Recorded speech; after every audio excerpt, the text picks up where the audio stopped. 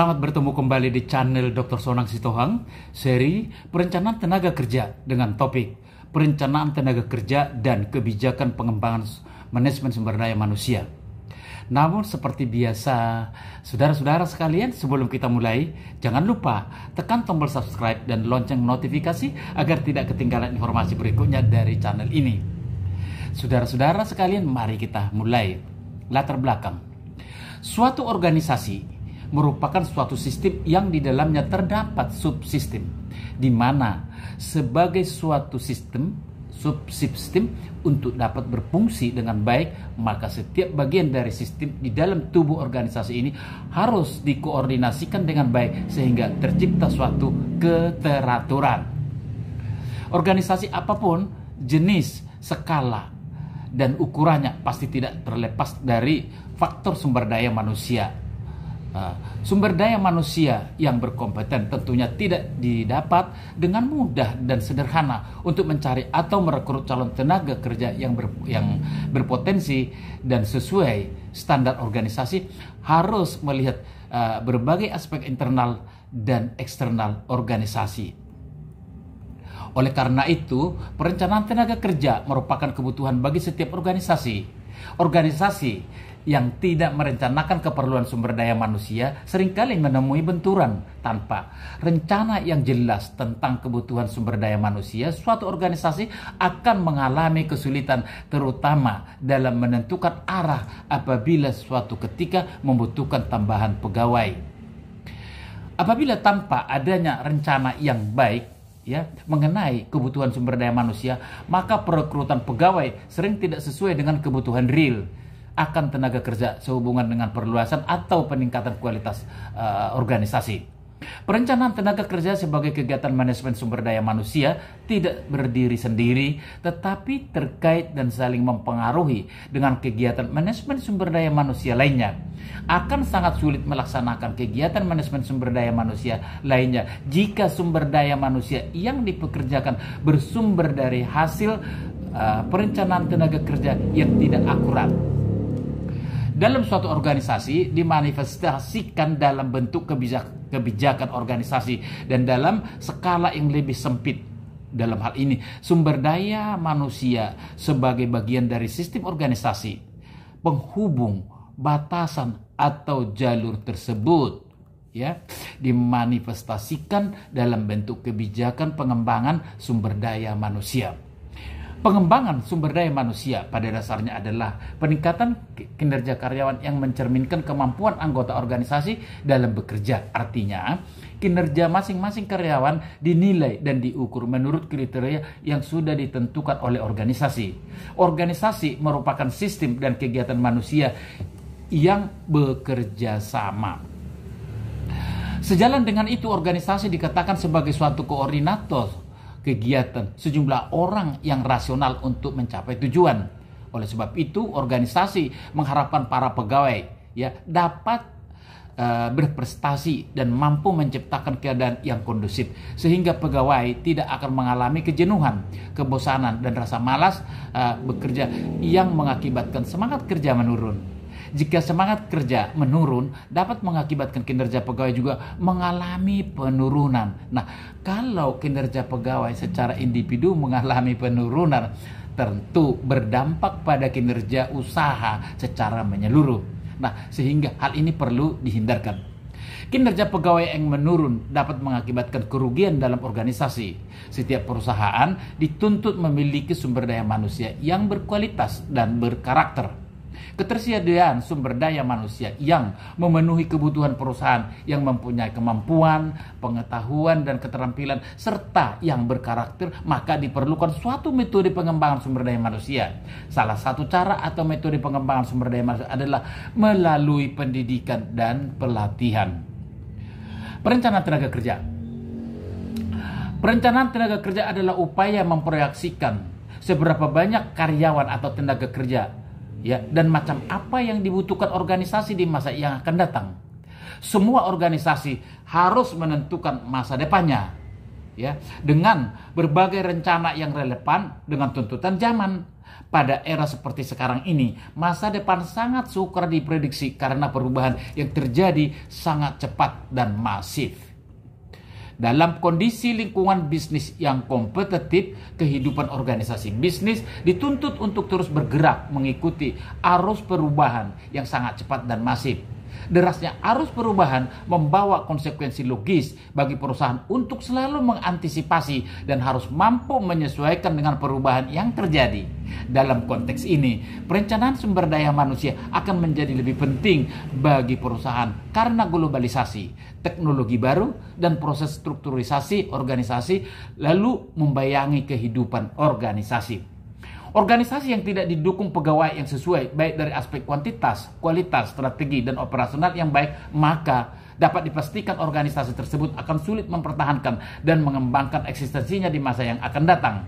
Menurut Wahyu bahwa perencanaan sumber daya manusia merupakan proses penetapan strategi untuk memperoleh, memanfaatkan, mengembangkan, dan mempertahankan sumber daya manusia sesuai dengan kebutuhan perusahaan sekarang dan pengembangannya di masa yang akan datang. Sebuah organisasi agar bisa terus bertahan dan efisien memerlukan satu perencanaan sumber daya manusia, baik organisasi publik maupun organisasi privat. Tanpa perencanaan yang jelas, organisasi akan mengalami kesulitan dalam menentukan kebutuhan real akan pegawai, ya, baik sehubungan dengan perluasan maupun peningkatan kualitas organisasi. Perencanaan sumber daya manusia yang baik, the right man in the right place, akan dapat diraih oleh perusahaan. Penempatan pegawai yang kompeten dan tepat pada posisinya dapat tercapai dengan lebih optimal dan cepat karena perusahaan telah mengetahui dengan baik kualitas sumber daya manusia yang diperlukan. Bagaimana merekrut bila hendak menambah karyawan, juga bagaimana mempertahankan karyawan-karyawan yang terbaik. Perencanaan sumber daya manusia harus dilakukan secara sistematis dan strategis yang berkaitan dengan peramalan kebutuhan tenaga kerja di masa yang akan datang dalam suatu organisasi dengan menggunakan sumber informasi yang tepat, ya, guna menyediakan tenaga kerja dalam jumlah dan kualitas sesuai yang dibutuhkan. Perencanaan sumber daya manusia diartikan sebagai cara untuk mencoba menetapkan keperluan tenaga kerja untuk suatu periode tertentu, baik secara kualitas maupun kuantitas dengan cara-cara tertentu. Perencanaan ini dimaksudkan agar organisasi terhindar dari kelangkaan sumber daya manusia pada saat dibutuhkan maupun kelebihan sumber daya manusia pada saat kurang dibutuhkan. Umar mengatakan, perencanaan merupakan hal yang sangat fundamental sebelum melaksanakan suatu kegiatan dalam berbagai hal, baik dalam sebuah perusahaan, lembaga pendidikan, atau berbagai instansi yang lainnya. Perencanaan dianggap penting karena akan menjadi penentu dan sekaligus memberi arah terhadap tujuan yang ingin dicapai. Penjelasan ini semakin menguatkan posisi strategi perencanaan dalam sebuah lembaga. Perencanaan merupakan proses yang dikerjakan oleh seorang manajer dalam usahanya untuk mengarahkan segala kegiatan untuk meraih tujuan. Ya. Sebuah organisasi untuk mewujudkan eksistensinya dalam rangka mencapai tujuan memerlukan perencanaan sumber daya manusia yang efektif. Di sini diperlukan adanya langkah-langkah manajemen guna lebih menjamin bahwa organisasi, ya, tersedia tenaga kerja yang tepat untuk menduduki berbagai jabatan fungsi pekerjaan yang sesuai dengan kebutuhan. Ya. Tujuan perencanaan sumber daya manusia. Tujuan perencanaan sumber daya manusia adalah menghubungkan sumber daya manusia yang ada untuk kebutuhan perusahaan pada masa yang akan datang untuk menghindari mismanagement dan tumpang tindih dalam pelaksanaan tugas, memfasilitasi keefektifan organisasi yang harus diintegrasikan dengan tujuan perencanaan jangka pendek dan jangka panjang organisasi. Menurut Sudarmayanti 2017, perencanaan sumber daya manusia yaitu yang pertama untuk menentukan kualitas dan kuantitas karyawan yang akan mengisi semua jabatan perusahaan. Yang kedua, untuk menjamin tersedianya tenaga kerja masa kini maupun masa depan sehingga setiap pekerjaan ada yang mengerjakannya. Untuk menghindari, ya, terjadinya mismanagement dan tumpang tindih dalam pelaksanaan tugas. Dan yang keempat, untuk mempermudah koordinasi, integrasi, dan sinkronisasi sehingga produktivitas kerja meningkat. Nah, saudara-saudara sekalian, jika produktivitas tenaga kerja sudah meningkat, apa yang akan terjadi? Bisa dilihat bahwa kinerja secara umum usaha akan juga meningkat. Manfaat perencanaan tenaga kerja.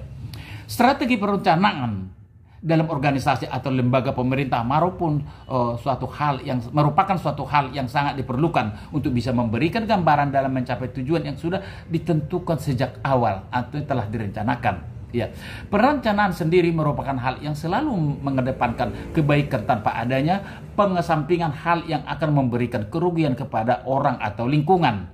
Strategi atau perencanaan merupakan suatu pola yang memiliki hal yang baik agar bisa memberikan dampak positif bagi organisasi atau lembaga yang menjalankan atau orang lain yang merasakan.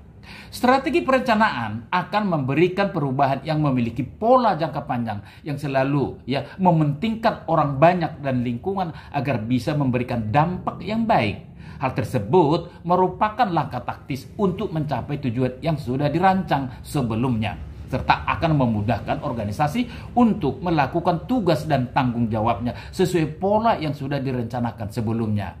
Yaitu seperti misalnya mengintegrasikan tuntutan strategi yang telah ditetapkan oleh manajemen puncak dengan pengadaan tenaga kerja. Yang kedua, menyelaraskan secara efektif kegiatan manajemen sumber daya manusia dengan berbagai sasaran organisasi di masa depan. Yang ketiga, meningkatkan kecermatan dan penghematan pembiayaan dan tenaga dalam melaksanakan rekrutmen dan seleksi. Yang keempat, mendorong usaha menciptakan dan mempergunakan sistem informasi sumber daya manusia agar selalu akurat dan siap pakai untuk berbagai kegiatan manajemen sumber daya manusia lainnya. Dapat meningkatkan koordinasi antar manajer unit atau departemen yang akan berkelanjutan juga dalam melaksanakan manajemen sumber daya manusia, bahkan dapat dikembangkan dalam melaksanakan kegiatan usaha yang memerlukan kerjasama seperti apa yang dibilangkan oleh Siagian dan Nawawi. Pengembangan sumber daya manusia dalam konteks perencanaan. Saudara-saudara sekalian, pengembangan merupakan suatu proses pendidikan jangka panjang yang menggunakan prosedur sistematis dan terorganisir yang manajerialnya mempelajari pengetahuan konseptual dan teoritis untuk mencapai tujuan umum, menciptakan perubahan positif bagi karyawan. Pengembangan mengarah pada kesempatan-kesempatan belajar yang didesain guna membantu pengembangan para pekerja, berlatih secara sistematis untuk meningkatkan kompetensi dan kinerja mereka dalam pekerjaannya sekarang dan menyiapkan diri untuk peran dan tanggung jawab yang akan datang. Pengembangan sumber daya manusia juga meningkatkan prestasi dalam bekerja, kedisiplinan dan ketepatan waktu dalam bekerja.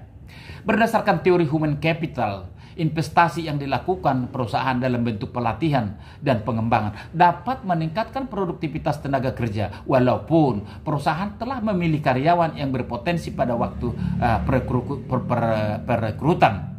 Hal ini tidaklah menjamin bahwa para pekerja yang diterima tersebut akan bekerja secara efektif. Tujuan pengembangan sumber daya manusia atau pengembangan tenaga kerja. Melalui perencanaan dan pengembangan sumber daya manusia diharapkan akan menghasilkan para karyawan yang profesional dan memiliki kemampuan yang dapat diandalkan guna mewujudkan penyelenggaraan kerja yang baik di era revolusi industri 4.0 melalui pemanfaatan teknologi informasi sehingga pekerjaan dapat diselesaikan dengan efektif dan efisien. Adapun tujuan dari program pengembangan sumber daya manusia antara lain sebagai berikut. Yang pertama, membantu memastikan bahwa organisasi mempunyai orang-orang ahli dan berpengetahuan yang diperlukan untuk mencapai tujuan organisasi yang dimaksud di sini. Meningkatkan kemampuan yang diperlukan dalam pekerjaan mereka dengan cepat dan ekonomis, dan mereka dipersiapkan untuk menerima tanggung jawab yang lebih besar di masa yang akan datang.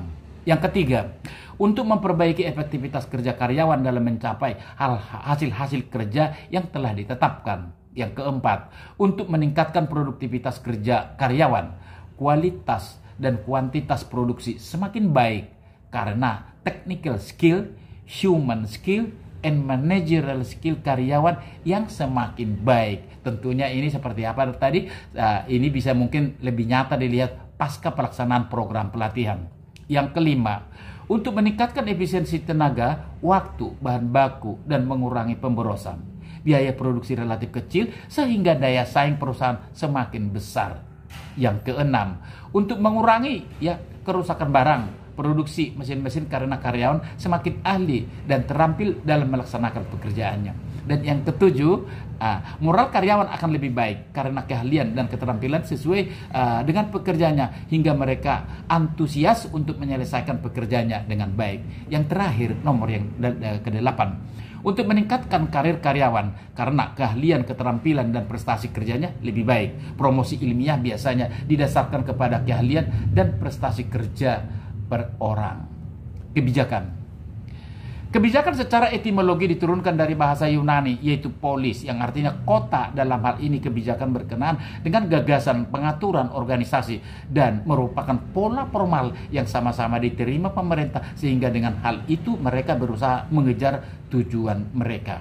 Kebijakan adalah aturan tertulis yang merupakan keputusan formal organisasi yang bersifat mengikat, yang mengatur perilaku dengan tujuan untuk menciptakan tata nilai baru dalam masyarakat. Kebijakan menjadi rujukan utama anggota organisasi dalam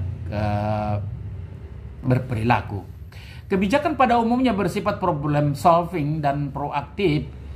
Berbeda dengan hukum dan peraturan, kebijakan lebih adaptif dan interpretif.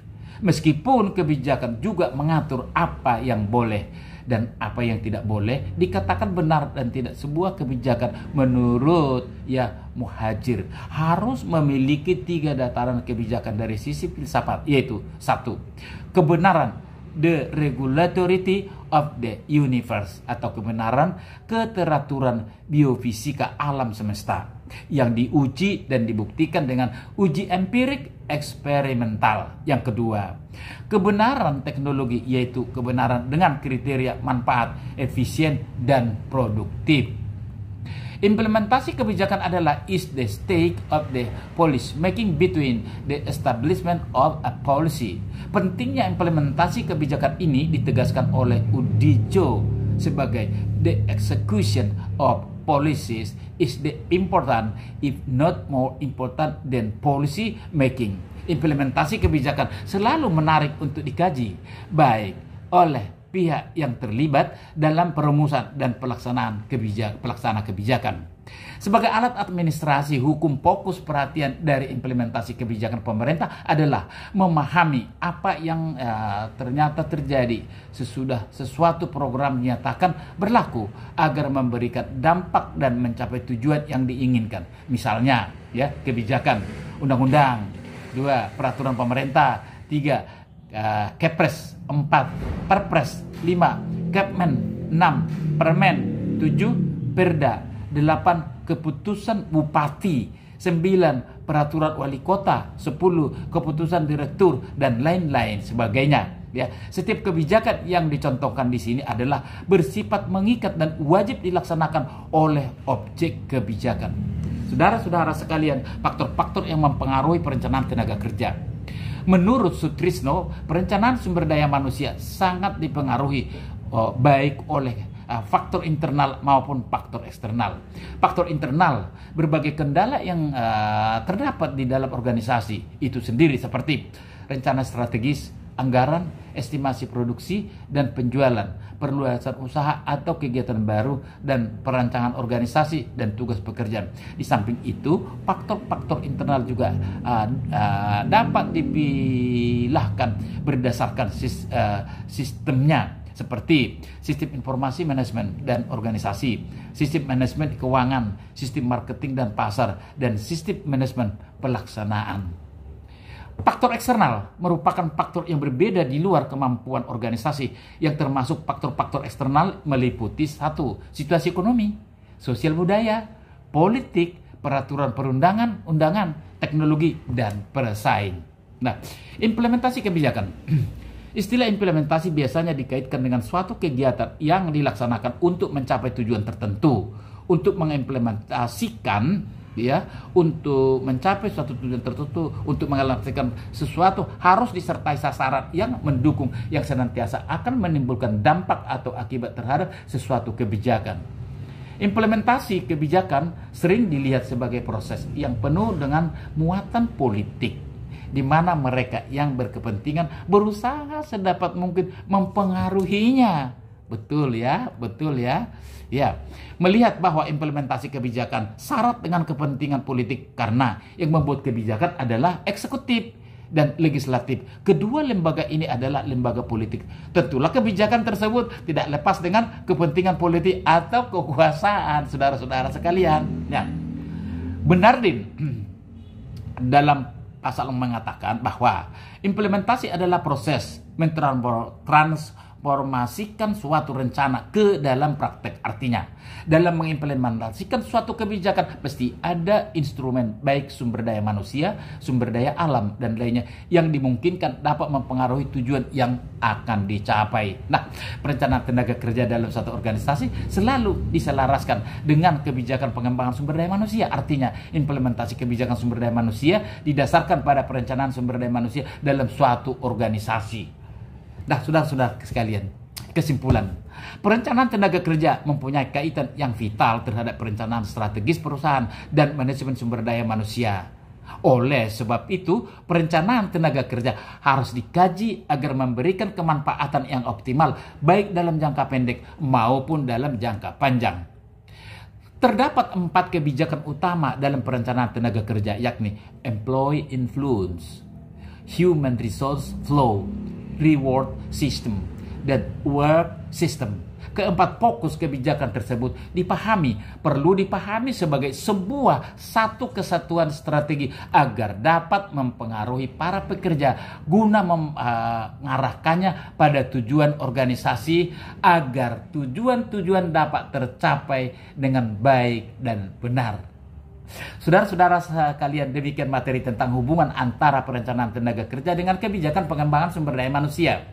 Apabila ada yang kurang jelas atas materi tersebut, dapat menghubungi saya di channel ini. Terima kasih, sampai jumpa pada topik selanjutnya.